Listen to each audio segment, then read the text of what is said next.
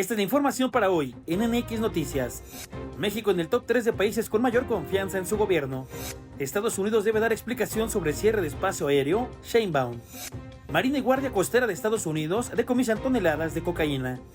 Llega a Cuba primera ayuda humanitaria de México, informa embajador. Crisis en gobierno británico, dimite secretario de caso Epstein. Muy buenas tardes, bienvenidos a NX Noticias. Esta es la información porque México se posicionó entre los 3 países con mayor confianza en su gobierno, con el 54% del respaldo de la población frente a un promedio de 39% de la Organización para la Cooperación y el Desarrollo Económicos. Esto nos coloca entre los 3 países con mayor confianza en sus gobiernos nacionales dentro del organismo, solo por detrás de Suiza y Luxemburgo. Y bien, la presidenta de México, Claudia Sheinbaum, celebró la aprobación en el Senado de la República de la iniciativa de reducir de manera gradual la jornada laboral de 48 a 40 horas semanales, lo cual aseguró que fue un acuerdo entre sindicatos y empleadores. Sí, fíjense, salió por unanimidad ayer en el Senado. O sea, todo el mundo estuvo de acuerdo, qué bueno. 40 horas serán en el 2030. Fue un acuerdo entre sindicatos y empleadores. Marat lo trabajó muchísimo y logró este acuerdo y al mismo tiempo el aumento salarial del salario mínimo de este año. Y entonces el próximo año son 2 horas, el 28 otras 2 horas, el 29 otras 2 y ya el 2030 inicia el año. Y el embajador de Cuba en México, Eugenio Martínez, informó que 2 embarcaciones de la Secretaría de Marina arribaron a La Habana con ayuda material donada por el gobierno mexicano. El diplomático agradeció el apoyo enviado por la presidenta Claudia Sheinbaum, que representa un gesto de solidaridad y ayuda humanitaria. México realizó el envío tras detener sus exportaciones de crudo a La Habana, luego de una orden ejecutiva del presidente estadounidense Donald Trump que amenazaba con imponer aranceles a países que suministran petróleo a la isla. Y al respecto, el gobierno de México busca apertura para generar las condiciones para un diálogo pacífico entre naciones y Cuba pueda recibir petróleo sin sancionar a otros países.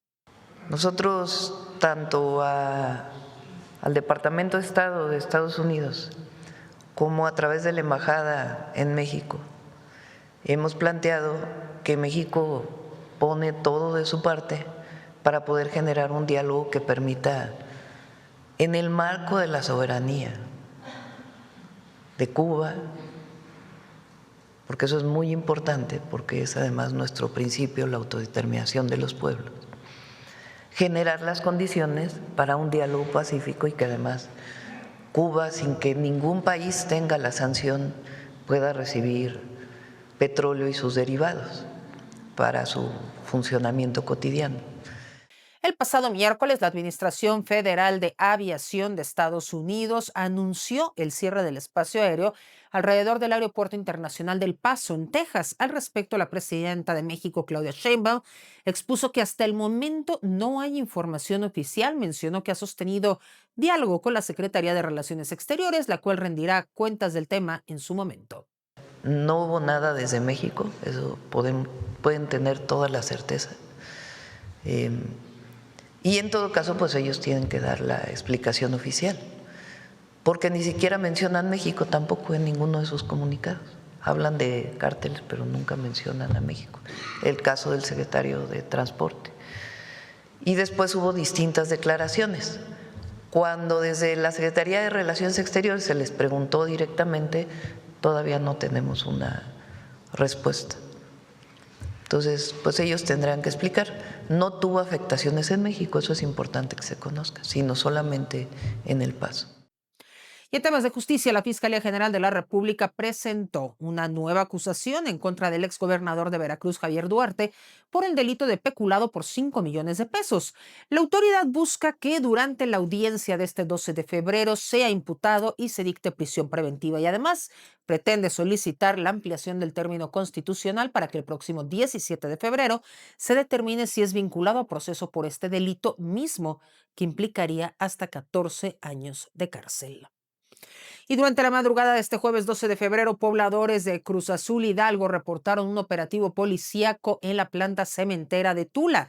Elementos estatales ingresaron y aseguraron el inmueble. Durante el operativo hubo disparos y enfrentamientos y las diligencias correspondientes a una restitución encabezada por la Fiscalía del Estado de México. Al respecto, el Consejo de Administración de la cooperativa informó que los hechos fueron a causa de un mandato judicial para recuperar la planta, que ya llevaba 5 años secuestrada, con lo que 2.500 personas van a retornar a sus trabajos. En Hermosillo, en Sonora, un incendio consumió la tienda de autoservicio Sam's Club, ubicada en la intersección del Paseo del Río y Boulevard Reforma, desatando una intensa movilización de cuerpos de emergencia y también el pánico entre residentes de las zonas aledañas. Durante la madrugada de este jueves 12 de febrero, las labores de rescate se vieron complicadas por una serie de explosiones en líneas de gas y el área de panadería. Hasta el momento no se reportan personas lesionadas o víctimas, ya que el establecimiento estaba cerrado al público.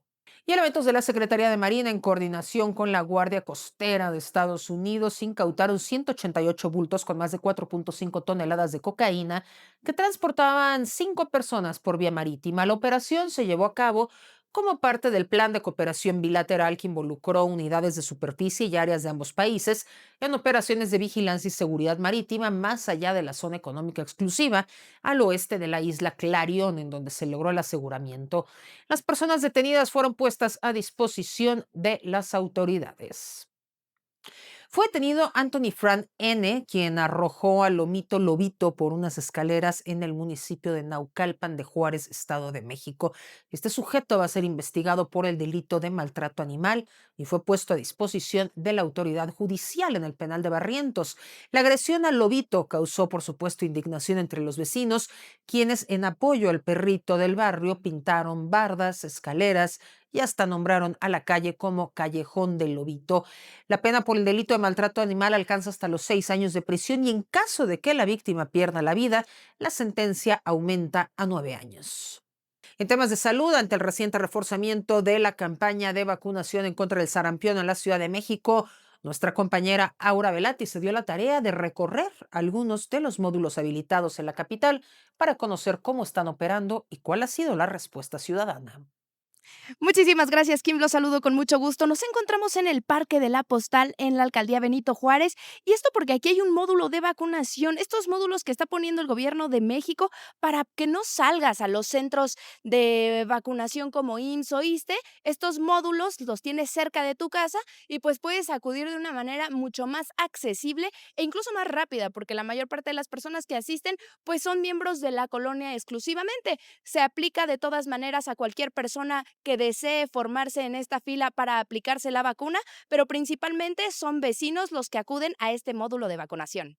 Hola, bueno, pues aquí vacunándonos contra el sarampión por precaución para no tener una pandemia más grande. Estuve formada más o menos como una hora aproximadamente.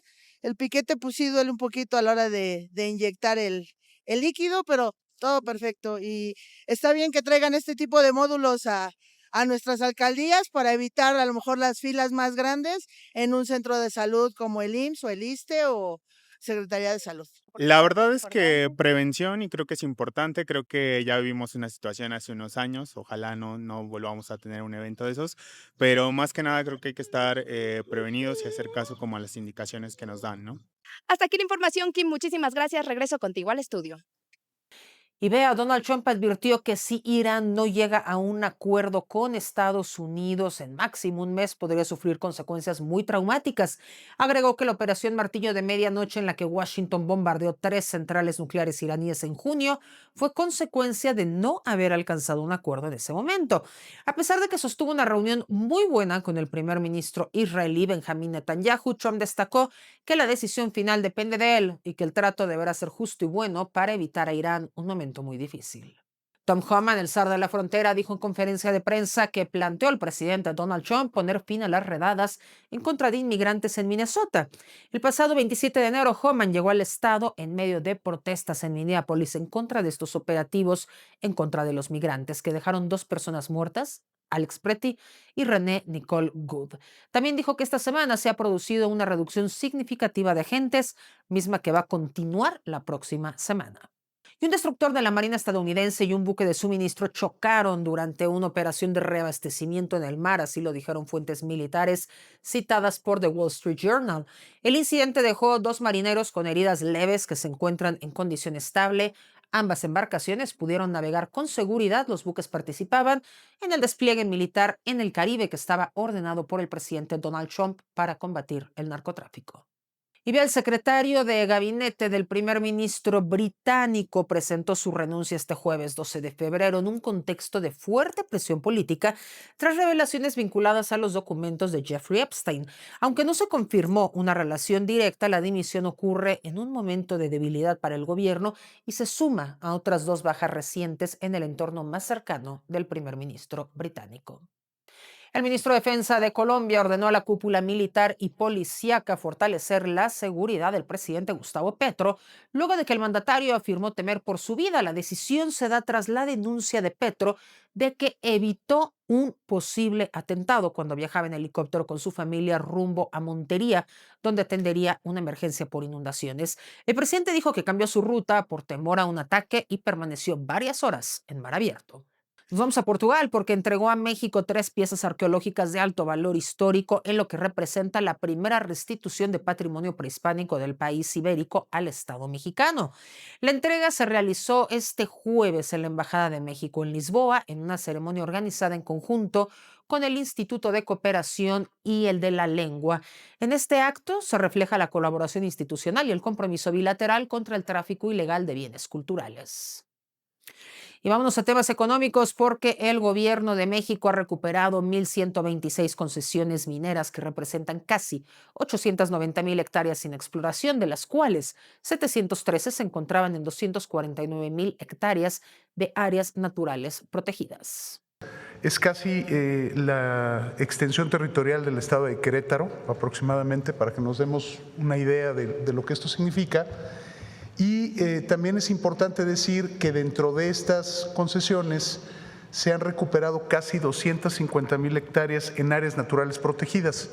Como ustedes también saben, es política de la Cuarta Transformación, pues cuidar que en nuestras áreas naturales protegidas no existan concesiones mineras, y se ha estado haciendo este trabajo.